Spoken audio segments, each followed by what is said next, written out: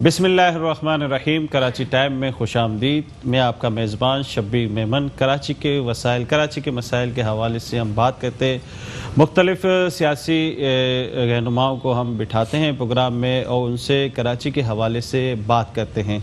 आज जो हमारे साथ मेहमान में हैं वो हैं एक तारिक सलीम साहब, जो पाकिस्तान पीपल्स पार्टी के कारकुन भी हैं और गुड्स ट्रांसपोर्ट से इनका ताल्लुक़ है और यहाँ पर एज ए गेस्ट हमारे पास आए हुए हैं। आज उनके साथ तारिक जान है, दोनों का नाम तारिक है और एक जान है और दूसरे सलीम है।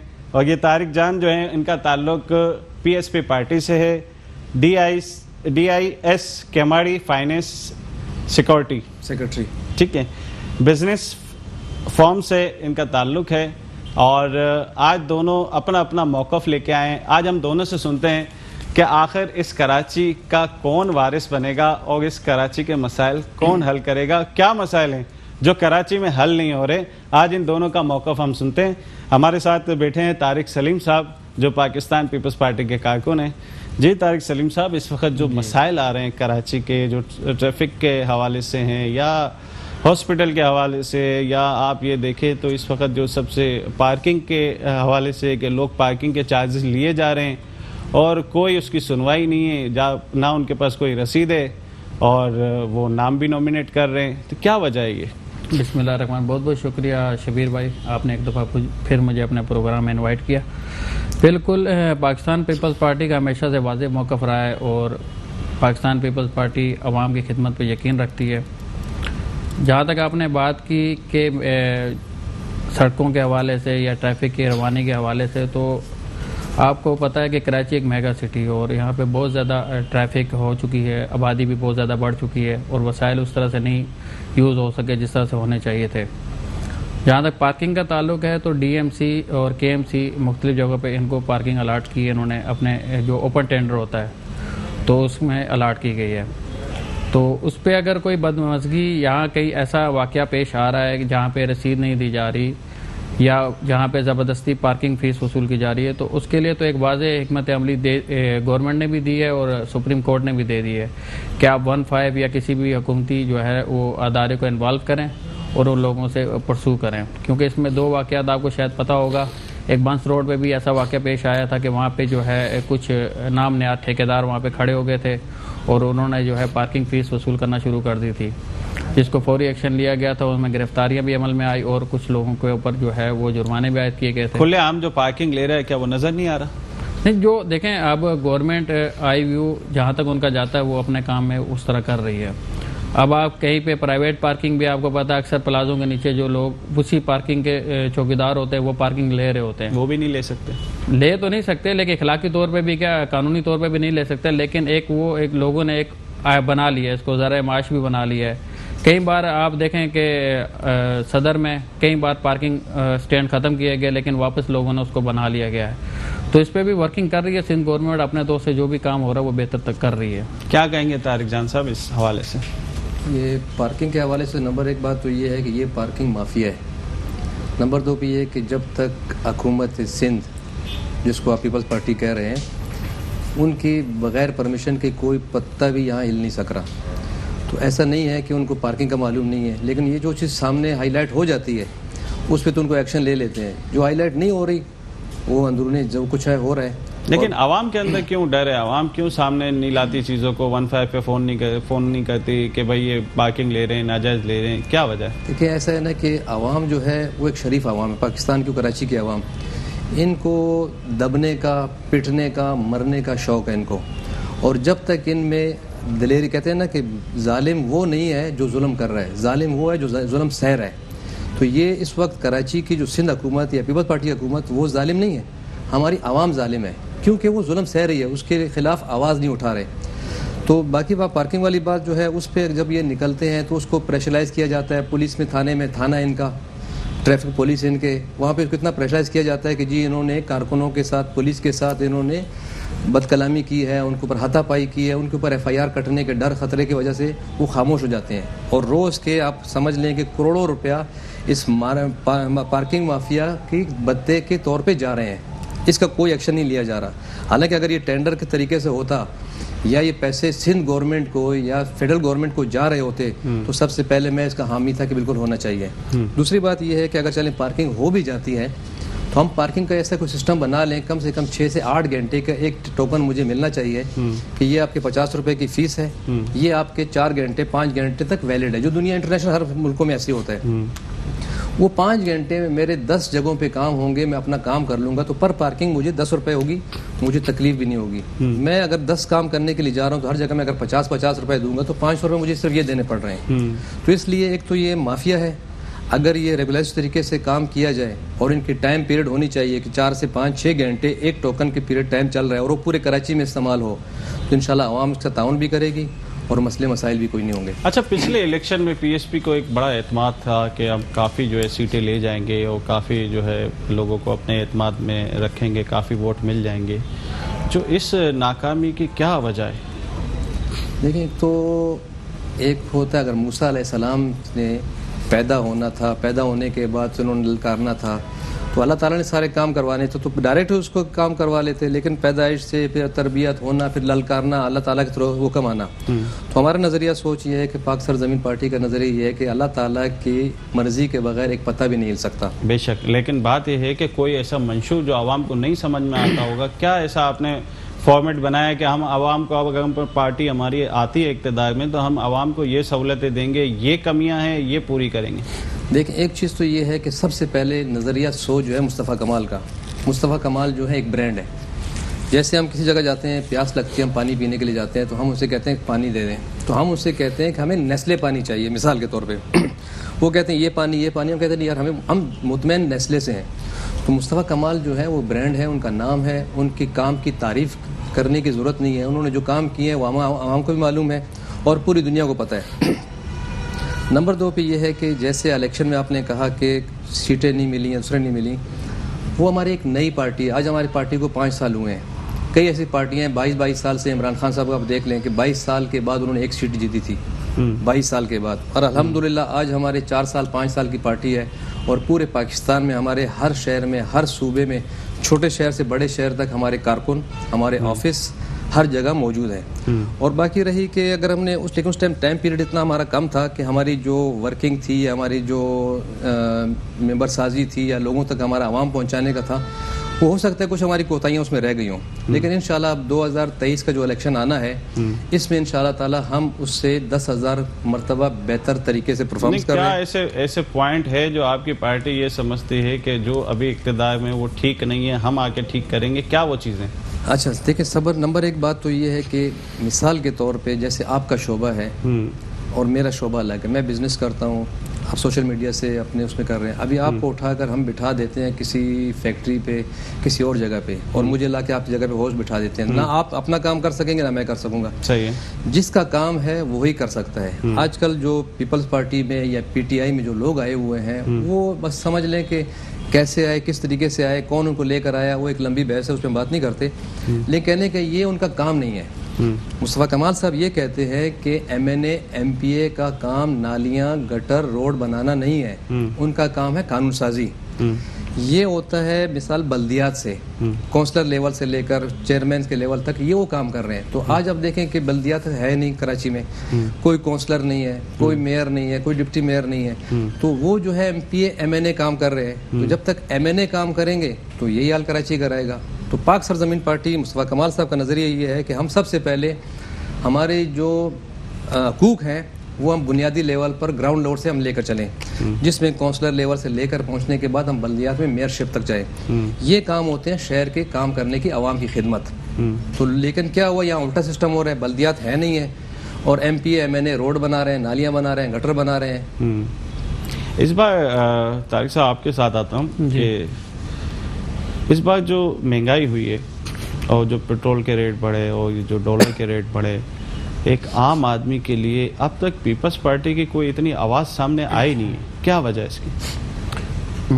शबीर भाई, जिस तरह से महंगाई का रेशो इस पिछले 1 साल की मुद्दत में इजाफा हुआ है, तो पाकिस्तान की तारीख में ऐसी मिसाल नहीं मिलती। यानी कि तेज़ी से और जिस तनासुब से इस महंगाई में इजाफा हुआ है, असल में वफाकी गवर्नमेंट की कोई वाज़ेह पॉलिसी नहीं है। सबसे बड़ी चीज़ है कि वो किसी चीज़ पे कंट्रोल नहीं कर पा रहे, ना आटे पे ना चीनी पे, क्योंकि उनके फैसले बर वक्त नहीं हो रहे। आप वाज़े मिसाल LNG की देख लें कि वो जब वक्त पे अगर उसका वो कॉन्ट्रैक्ट हो जाता है इनका, तो हमें बहुत मुनासिब प्राइस पे मिलता है। लेकिन इसी तरह डीज़ल है, पेट्रोल है, इस पर भी जो है इन्होंने वक्त पे मुनासिब जो है फैसले नहीं किए, और अब वो सारा जो बोझ है वो आवाम को सहना पड़ रहा है। बल्कि IMF ने तो यहाँ तक कह दिया कि अभी 2 रुपये आप बिजली को मज़ीद महंगा करें इस महीने से। तो एक आवाम के ऊपर जो एक तूफ़ान महंगाई का लाद दिया गया है वफाकी गवर्नमेंट की तरफ से, PTI की गवर्नमेंट की तरफ से, इनके जो नाअहल मशीर और इन लोगों ने जिस तरह से इस मैशत का बेड़ा गर्क किया, उसकी मिसाल आपको तारीख में नहीं मिलेगी। अब डेली वेजेस पे या कोई 15,000 या 18,000 या 20,000 रुपये कमाने वाला शख्स जो है ना, उसके लिए गुजारा करना बड़ा मुश्किल हो गया है। तो पीपल्स पार्टी ने तो हमेशा अपने हिस्से का काम किया है जहाँ तक वो कर सकती है, और अब वफाक की जो पॉलिसियाँ हैं, हमेशा पीपल्स पार्टी ने उन्हें भी कहा है कि जी आप आवाम के लिए रिलीफ का बंदोबस्त करें, लेकिन कोई वाज़ेह चीज़ें नज़र नहीं आ रही।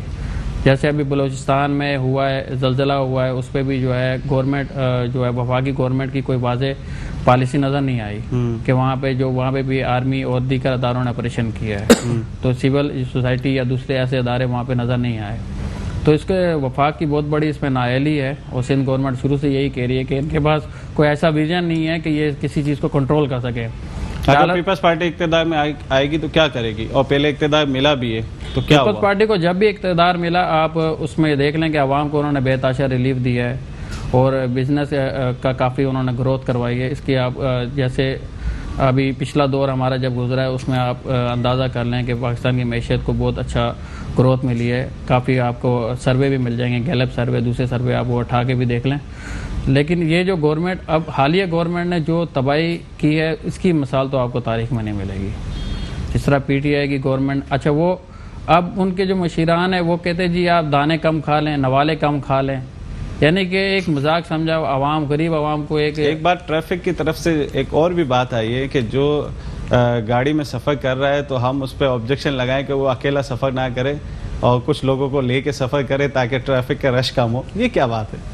बस देखिए, ये तो कुछ चीज़ें होती हैं कि इंसान के ऊपर कभी दबाव होता है, अवामी दबाव होता है, तो उसको कम करने के लिए ऐसी मज़ाक़ खेज़ बातें की जाती हैं। देखिए, पब्लिक ट्रांसपोर्ट होना चाहिए हर शहर में, उसकी जो है ना कराची में वाकई कमी है। रोड भी नहीं है उस तरह से, और काफ़ी अपना जो आप कह सकते हैं कि एक बहुत बड़ा शहर है, इसमें जो है ना काफ़ी चीज़ों का फुकदान है। लेकिन अब अगर वफाक की तरफ से देखें तो मेरा ख्याल में कराची के लिए उसने कोई वाज़ेह काम तो किया नहीं है, सिवाय 3 नाले साफ़ करने के। उसी का क्रेडिट ले लेके ख़त्म नहीं हो रहा उनको। तो वे नालों के अलावा भी 10 काम हैं, आपके आवाम को रिलीफ है, कुछ भी नहीं है। लेकिन कोई ऐसा एक मंशूर सामने नहीं है आवाम के सामने किसी भी पार्टी का कि आखिर ये महंगाई कैसे कम होगी, हमारा रुपया डेवलप कैसे होगा, हमारा जो 1947 से लेकर आज तक रुपया गिरता चला जा रहा है। जितनी हुकूमतें आई किसी ने उसके लिए कोई काम नहीं किया। देखिए, अब आप इसकी वाज़ेह एक चीज़ देख लें कि हमारा जो खसारा जो है, बजट खसारा, उस मेन इशू है। अब पिछले तकरीबन 2 से 3 साल में हमारी एक्सपोर्ट जो है वो 37% कम हो गई है। मिसाल के तौर पे हम अगर एक्सपोर्ट कर रहे हैं 70%, तो उसे 37% आप निकाल लें, तो आपका ऑटोमेटिकली प्रेशर, आपका सारा दबाव जो है वो आपकी मैशत पे पड़ा, जिसकी वजह से डॉलर जो है ना परवास कर गया है। और अभी सितम ज़रीफ़ी है कि शिपिंग लाइन है जो किराए कंटेनर्स के एक्सपोर्ट के हों या इंपोर्ट के, उनके किरायों पे 10 गुना से ज़्यादा इजाफा किया है। लेकिन हमारे वफाकी वज़ीर साहब ने कोई स्टेटमेंट नहीं दी है या कोई ऐसी बात नहीं की है कि हम शिपिंग लाइन से बात करेंगे कि भाई आया क्या वजह है कि अब जो $900 का कंटेनर है वो $9,000 रेंट पे चला गया, किराए पे चला गया है, जिसकी वजह से एक्सपोर्टर शदीद परेशानी का वो शिकार है। तारिक साहब, आपके पास आऊँगा कि PTI की जो हुकूमत का जो ये हवाला दे रहे हैं, क्या कहते हैं इस बारे में आप? देखें, एक तो होती हैं बातें, एक होती है रियलिटी और उसकी हकीकत। अब बातों में तो ये एक दूसरे के ऊपर इल्ज़ामात लगाते हैं पीपल्स पार्टी और PTI। दरअसल हकीकत में देखा जाए कि आज अगर इमरान खान की हुकूमत जो चल रही है, इसको चलाने में पीपल्स पार्टी का हाथ है। और आज अगर सिंध में अगर पीपल्स पार्टी की हुकूमत है तो इसको PTI चला रही है। अब अगर मिसाल के तौर पे पीपल्स पार्टी आज अपने इत्तेहादियों के साथ, इस सवाल का मैं जवाब आपसे दोबारा लेता हूँ। नाज़रीन, एक ब्रेक की तरफ जाते हैं, ब्रेक के बाद फिर दोबारा गुफ्तगू करेंगे कराची टाइम में। वेलकम बैक नाज़रीन। गुफ्तगू हो रही थी हमारी मईशत के हवाले से कि मईशत जो है वो जब भी सियासी लीडर आते हैं मईशत के हवाले से बात करते हैं, लेकिन मईशत के हवाले से ना कोई फार्मूला दिया जाता है ना कोई काम किया जाता है, और वही 5 साल 4 साल पूरे होते हैं, उसके बाद वही रेट बढ़ते जाते हैं, डॉलर का रेट ऊपर चला जाता है और लोग गरीब आवाम पिसती चली जाती है। तारिक सलीम भाई किस तरफ आएंगे? क्या मईशत का प्लान होना चाहिए कि मईशत जो है वो हमारी ठीक हो जाए और हमारे रुपए की कीमत बढ़ जाए? शबीर भाई देखें, सबसे पहले हमें इस चीज़ पे तवज्जो देनी चाहिए कि हमारी एक्सपोर्ट क्वालिटी जो है वो अच्छी होनी चाहिए और एक्सपोर्ट हमारी ग्रोथ होनी चाहिए। बहैसियत मुल्क हम एक ज़रई मुल्क हैं, यानी कि ज़रई मुल्क से मुराद ये है कि हम ज़राअत के पेशे से ज़्यादा हमारी वहाँ आमदन होनी चाहिए।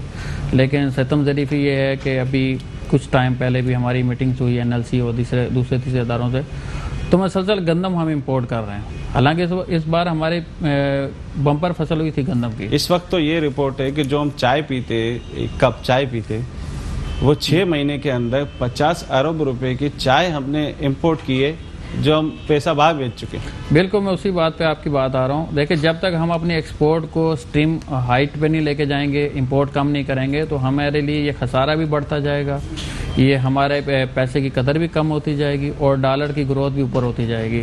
देखें, पाकिस्तान दुनिया में जो किन्नों के हवाले से आप अगर एक्सपोर्ट की बात करें तो पाकिस्तान दुनिया में 98.2% किन्नू पैदा करने वाला मुल्क है। लेकिन सदा अफसोस इस बात का ही रहा है कि हमारी कई बार मीटिंग्स भी हुई मुख्तलिफ जगहों पे भी, कि हमने बार बार इस चीज़ों को हाईलाइट भी किया कि भाई आप इन चीज़ों पे तवज्जो दें, इनको मराद दें। देखें, आपका किन्नू पूरी दुनिया में बहुत पसंद किया जाता है, ईरान से लेकर अफ़गानिस्तान, ये रशिया, उज़्बेकिस्तान, बाकू, जितने ममालिक हैं वो आपके किन्नू को बहुत अच्छी तरह से और बहुत टेस्टी आपको पसंद करते हैं। इसी तरह उसके बाद हम आ जाते हैं मैंगो पे। मैंगो भी पूरी दुनिया में माशाल्लाह पाकिस्तान का मैंगो बहुत अच्छा जो है ना वो पसंद किया जाता है। इसको एक्सपोर्ट तो काफ़ी चीज़ें हो रही हैं, लेकिन आपको देखें उस तरह से नहीं है। मिसाल के तौर पे अगर 100 एक्सपोर्टर मार्केट में आता है और जो नया एक्सपोर्टर होता है, छोटा एक्सपोर्टर, देखें उसमें भी कार्टेल बना हुआ है। कुछ लोग हैं उनकी इजारादारी है और उनके ही कहने पे अदारे जो है वो डॉक्टरी सर्टिफिकेट या दूसरी चीज़ें वो प्रोवाइड करते हैं, उसके अलावा वो देते नहीं हैं। कौन से इदारे, तो किसके हाथ में? मतलब वफाक के भी हैं, गवर्नमेंट के जो अदारे होते हैं, मतलब मुख्तलिफ किस्म से हडल्स पैदा किए जाते हैं। तो जैसे शिपिंग लाइन का मैंने आपको बताया है कि अभी जो किराए इस कदर बढ़ गए हैं, लाजमी बात है वो कॉस्ट जब बढ़ेगी तो वो चीज़ जो है ना पैराशिपमेंट आइटम है वो ख़राब होती है। इसके बाद हम राइस पे आ जाते हैं, चावल। माशाल्लाह पाकिस्तान का चावल भी पूरी दुनिया में बड़ा अच्छा तरह से है, लेकिन कोई ऐसा अदारा वफाक की तरफ से या उसकी तरफ से नहीं हो जो इस पे तवज्जो दे, जो आपके लिए नई मंडियाँ ढूंढे। आप देखें, हम मुख्तलिफ ममालिक की मिसाल के देते हैं, मिसाल को तो हम बांग्लादेश के देते हैं जी, वहाँ की तो कुछ पैदावार ही नहीं अपनी, वहाँ तो गंदों वो अपना कपास भी एक वो नहीं पैदा होता। तो वो दुनिया में जो है ना, देखें गवर्नमेंट ने उनको फैसिलिटेट किया है, उनकी बिजली प्राइस बहुत कम है, लेबर प्राइस बहुत कम है, लाइट वहाँ नहीं जाती है। तो इसी तरह फैसलाबाद इंडस्ट्री तकरीबन बैठ चुकी है आपकी टेक्सटाइल, जो पाकिस्तान पूरी दुनिया में इस वक्त जो है ना टेक्सटाइल इंडस्ट्री जो है ना वो ग्रोथ कर रही है और आपकी टेक्सटाइल इंडस्ट्री बिल्कुल सिफर हो चुकी है। अच्छा, आप नहीं समझते कि गवर्नमेंट काफ़ी चीज़ें जो है अंडर टेबल बिकती हैं और ऑप्शन कम होती हैं?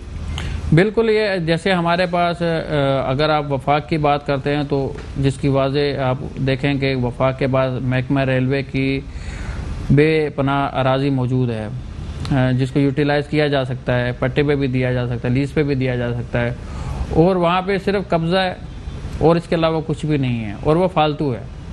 अगर वो ये यूटिलाइज़ करें तो मेरे ख्याल में अरबों रुपए तो उनको यहाँ से इनकम होगी। देखिए 5 स्टार होटल्स हैं, मुख्तलिफ हैं, वो आपसे मांग रहे हैं लेकिन ये देना नहीं चाहते। इसी तरह मुख्तलिफ अदारों की जो ज़मीन पड़ी हुई हैं और जो नॉन क्लास ज़मीनें हैं तो उसको भी ऑक्शन किया जा सकता है, लेकिन वफाक शायद ये करना नहीं चाह रही। अच्छा, ज़मीन का ऑक्शन तो कभी इतना नज़र नहीं आता। ऐसे ही है, बिल्कुल ऐसे ही, क्योंकि कभी कोई ऐसा इन्होंने अदारा या इन्होंने ये विजन ही बनाने की कोशिश ही नहीं की है कि हम ये काम करें।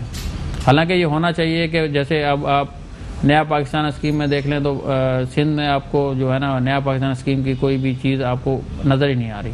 आज जबकि इनकी इस्लामाबाद में थोड़ी हालांकि बहुत शुरू वो हो गई। इस्लामाबाद में भी जो भी इन्होंने इफ्तिदा किया है वो भी पहली गवर्नमेंट उस प्रोजेक्ट को बना रही थी तो इन्होंने जाके उस पर वो किया। अब आप अंदाज़ा इस बात से कर लें कि 3-4 साल होने वाले गवर्नमेंट को, पीटीआई की गवर्नमेंट को, नया पाकिस्तान स्कीम जो उन्होंने घर का आधा गरीब का ख्वाब, गरीब का घर, तो उसमें आपको सिंध में तो मेरे ख्याल में एक झोंपड़ी भी नज़र नहीं आ रही। हाँ, ये है कि 2-4 जगह पे आपको लंगर खाने ज़रूर नज़र आएंगे कि लोग लंगर खाएं वहाँ पे जाके, और जो है ना शेल्टर हाउस ज़रूर नज़र आएंगे, क्योंकि हमने उनको अपने घर से निकाल के शेल्टर हाउस में डालना है, ना कि हमने उनको अपना घर देना है। तो ये एक बड़ी जो है ना मनफी पॉलिसी सिंध अपना वफाक की तरफ से देखी जा रही है, सिंध के ऊपर से खास कर। तारिक जान साहब, आपकी जो पार्टी अगर इक़्तिदार में आ जाती है तो क्या मईशत के लिए वो क्या कर सकती है और क्या उसका मंशूर है? देखिए, मैशियत तो बात की बात है, पहले हमने अपनी बुनियाद, अपने घर, अपने इलाके, अपने उसको देखने हैं जो हमारी मेन ज़रूरियात हैं। मैशियत तो बाद में आती है। गरीब आदमी को किसी मैशियत से ताल्लुक़ नहीं है, उसको सस्ता आटा चाहिए, सस्ती चीनी चाहिए, सस्ती तो जब मिलेगी ना, जब आपका रुपया बढ़ेगा। मैं देखिए ये तो कह रहा हूँ ना, अभी देखिए मिसाल के तौर पे अब 13 सालों में पाकिस्तान पीपल्स पार्टी को वफाक से 10,842 अरब रुपए मिले हैं। अगर देखा जाए तो इसका अगर 10%, 2%, 3% ले लें, अंडर 10 पे ले लेते हैं, अगर खर्च किया होता तो आज ये कराची और सिंध जो है ना, अगर पेरिस ना होता तो पेरिस से कम भी ना होता। लेकिन पूछा जाए कि भाई 10,842 अरब रुपए एक अहमियत रखते हैं, वो कहाँ खर्च हुए?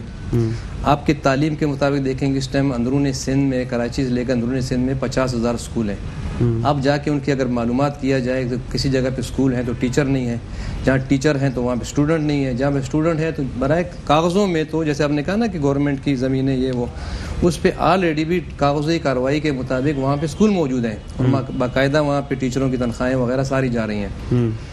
अब कराची को देखा जाए, कराची की बदतरीन हालत ऐसे हो गई, कचरे का आप देख लें, ट्रांसपोर्ट देख लें। पहले हमारे सिंध के वो जो ट्रांसपोर्ट के वज़ीर, उन्होंने कहा जी 800 बसें आ रही हैं, फिर 600 हो गई, 400 हो गई, 300 हो गई, करते करते अब इमरान खान साहब ने वो क्या कहते हैं, सोने पे सुहागा करने वाली बात करके 40 बसें कराची के आवाम को दी गई। तो भाई कराची के आवाम के लिए जब रोड पे बसें निकलेंगी तो उससे पहले रोड सही होने चाहिए। मैंने ये कहा ना कि अब ये जैसे इलेक्शन नज़दीक होते जा रहे हैं, ये अपने मिसाल के तौर पे रोड बनाना और नलके बनाना और ये करना वो करना, हालांकि हकीकत में ये है कि जब हमारे 249 का इलेक्शन हो रहा था तो हमारे मुस्तफ़ा कमाल साहब की 1 महीने की कैंपेन थी। इस 1 महीने कैंपेन में हमने वहाँ की इक़्तिदार की पार्टी पीटीआई को, MQM को, सबको हरा कर हम 4थे नंबर पर हम आए। 1 महीने की हमारी कैंपेन थी।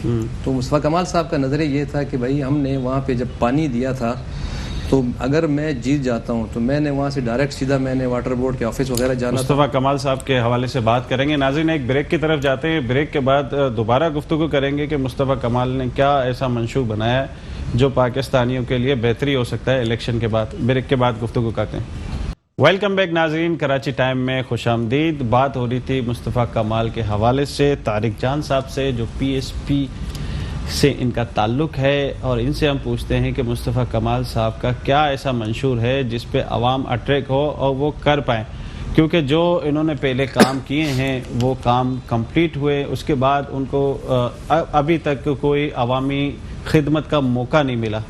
क्या कहेंगे तारिक जान साहब? देखें, एक तो ये है कि मुस्तफ़ा कमाल साहब ने जो काम किए हैं वो आवाम के सामने है। दूसरी बात ये है कि उनका नज़रिया हमारी पार्टी का ये है कि सबसे पहले आवाम की खिदमत।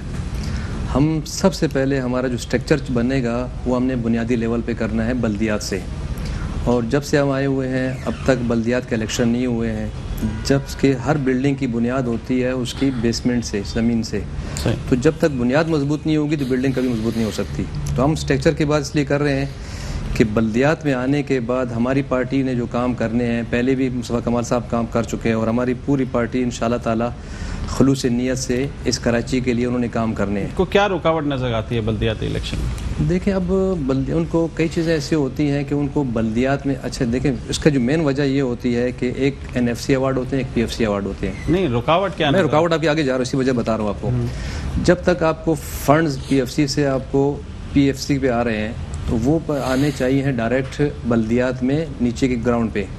तो यहाँ पे जो फंड आ रहे हैं मरकज़ से वो आ जाते हैं CM सिंध के पास।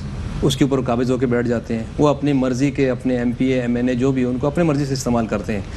तो मुस्तफ़ा कमाल साहब का नज़रिया ये है कि सबसे पहले बल्दियात, और बल्दियात में 18वीं तरमीम, और 18वीं तरमीम में एक तरमीम होनी चाहिए कि जो फ़ंड PFC से आ रहे हैं सिंध के लिए, सूबे के लिए, वो डायरेक्ट सूबे सिंध के जो CM है उसके पास ना जाएं, वो डायरेक्ट मेयर साहब के पास जाएं। उससे तमाम मसले सारे हल हो जाएंगे। जब तक हम इख्तियार को हम देखते रहेंगे और इख्तियारात को हम देखेंगे कि हमारे पास इख्तियारात नहीं है, तो इख्तियारात तब आएंगे जब आप इख्तियारात मेयर साहब के पास होंगे। आज से पहले भी देखें कि मुस्तफ़ा कमाल साहब से पहले भी काफ़ी मेयर आए हैं और उनके बाद भी आ चुके हैं, लेकिन जो कारकर्दगी, जो काम अल्लाह ताला ने मुस्तफ़ा कमाल से लिया, उनसे पहले भी ना कोई मेयर कर सके ना उसके बाद कोई कर सकते हैं। नेमतुल्लाह ने भी तो किया। लेकिन नेमतुल्लाह साहब का एक प्रोजेक्ट था, उन्होंने सिर्फ एक स्ट्रक्चर बनाया था, ओपनिंग की थी, उसके बाद उनकी ख़त्म हो गई थी, तो सारा काम मुस्तफ़ा कमाल ने किया। और देखा जाए कि लोग कहते हैं ना MQM ने काम किया, तो बात MQM की नहीं थी, बात किरदार की थी। किरदार मुस्तफ़ा कमाल का था। तो मुस्तफ़ा कमाल साहब के जाने के बाद भी तो आप ये समझते हैं कि मुस्तफ़ा कमाल साहब ने जो काम किया उससे पहले कोई काम नहीं हुआ, उसके बाद नहीं हुआ? नहीं, ना उससे पहले कभी हुआ है ना उसके बाद कभी हुआ। क्या कहेंगे तारिक सलीम साहब? शबीर भाई, जहाँ तक बात आती है मुस्तफ़ा कमाल साहब की, तो अच्छी बात है, उन्होंने अपने दौर में जो काम किया, लेकिन आप ये देखें उस वक्त मुशर्रफ का दौर था और फ्री हैंड दिया गया था मुस्तफ़ा कमाल साहब को हर किस्म के मामले में। ठीक है, पहले तो ये एक चीज़ करेक्शन है।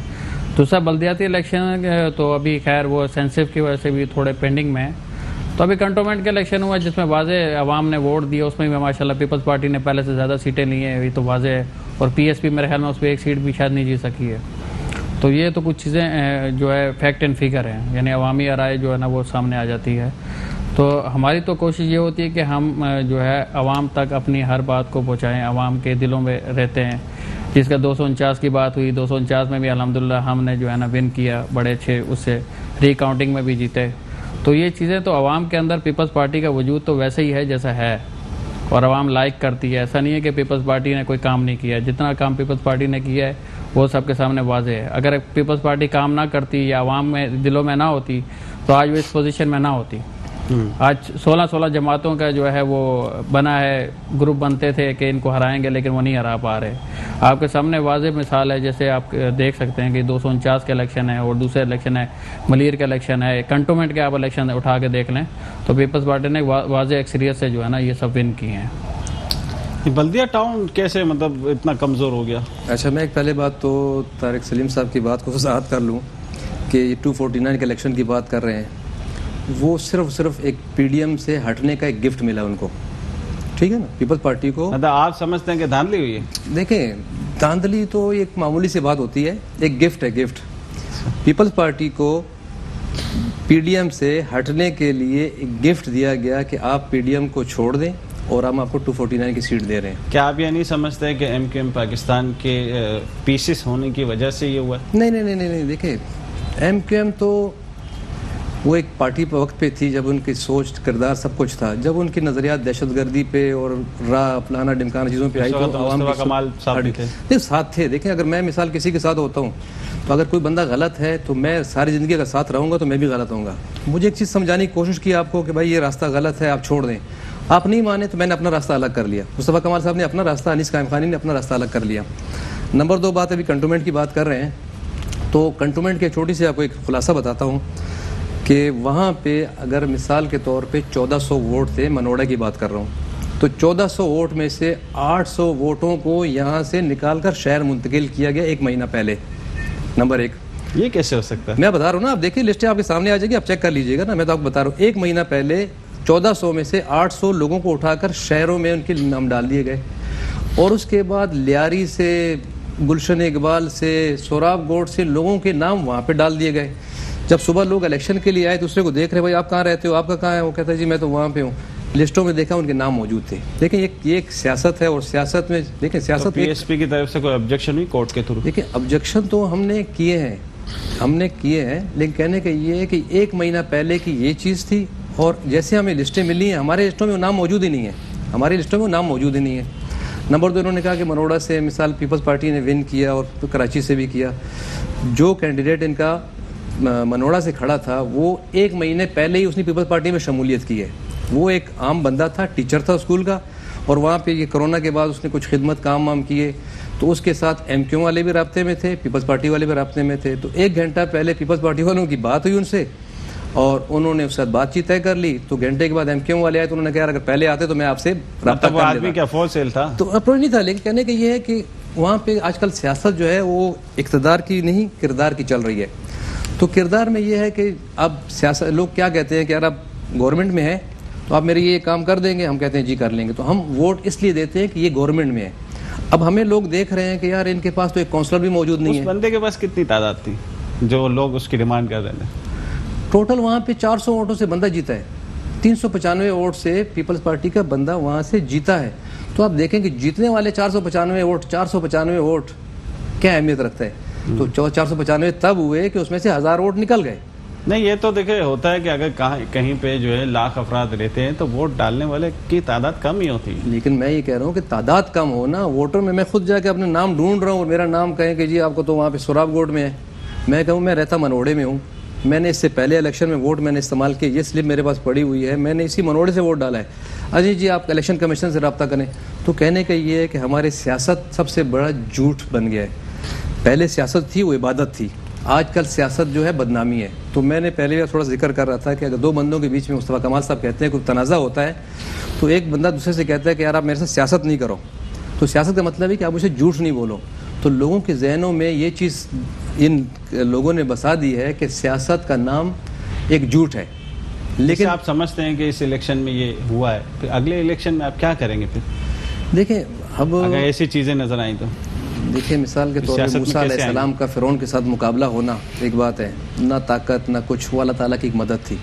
हम अपने एक नज़रिया सोच से निकले हैं। आज अल्हम्दुलिल्लाह कराची की जितनी पार्टियां भी हैं उनसे सबसे ज़्यादा कारकुन हमारे हैं, उनसे ज़्यादा हमारे UC ऑफिस है। और आप अंदरून सिंध देख लें, हमारा लाड़काने का जलसा देख लें, हमारा हैदराबाद का जलसा देख लें, हमारे कराची के जलसे देख लें, हमारे वर्कर इजलास देख लें।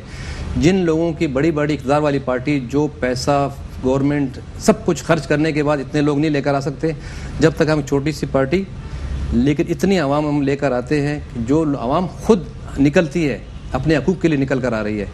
लेकिन ये कुछ मसाइल हैं, इंशाअल्लाह ताला बल्दियात आपके सामने है। इंशाअल्लाह ताला फिर आपसे कह रहा हूँ कि बल्दियात में इंशाअल्लाह ताला मेयर भी हमारे होंगे, डिप्टी मेयर भी हमारे होंगे।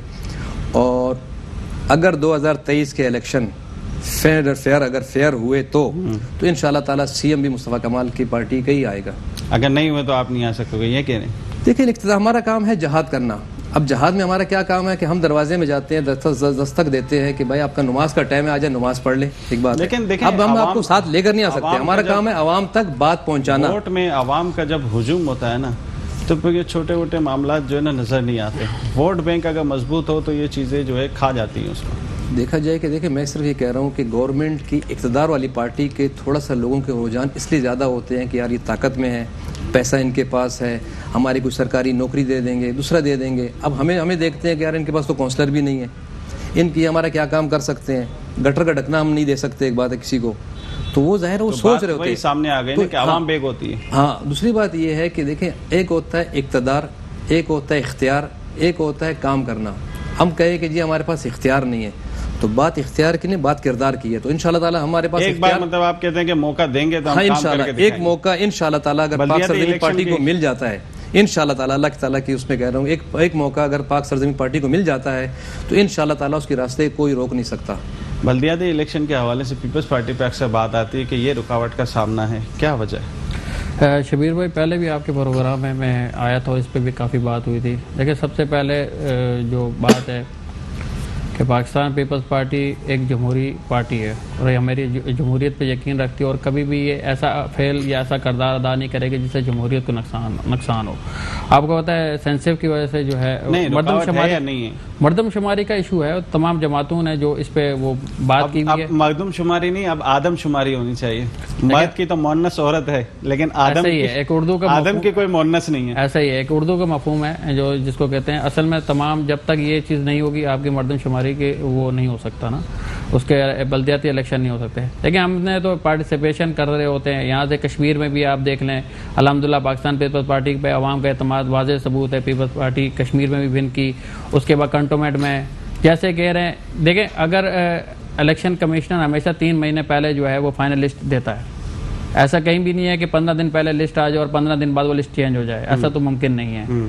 अगर किसी को कोई एतराज़ होता है तो इलेक्शन कमीशन में जाके अपील दाखिल करता है। देखिए पाकिस्तान पीपल्स पार्टी पहले भी जमहूरियत पे यकीन रखे, कभी चोर दरवाजे से ना आई और ना आने की कोशिश करेगी। इसी तरह 249 का भी इलेक्शन हमने अपने जोर बाजू पे जीता, और उस पर आपके अगर मुस्तफ़ा कमाल साहब इतने मशहूर और पॉपुलर होते हैं तो कम से कम वो दूसरे नंबर पे तो आते, वो चौथे या पाँचवें नंबर पे, और ये वाजे उनकी अक्सरियत आवाम के अंदर उनकी पज़राई नज़र आ गई। और अभी तक कभी भी अगले प्रोग्राम में आपका बिल्कुल मौक़िफ़ सुनेंगे। 2018 में हमारे 1600 वोट थे, आज हमारे 9,500 वोट थे और 1 महीने की कैंपेन थी। बिल्कुल बिल्कुल। प्रोग्राम का वक्त नाज़रीन कम है और दोनों हजरात से मैं शुक्रिया अदा करता हूँ इस प्रोग्राम में आने का। आपसे एक छोटा मैसेज लेना चाहूँगा और आपसे।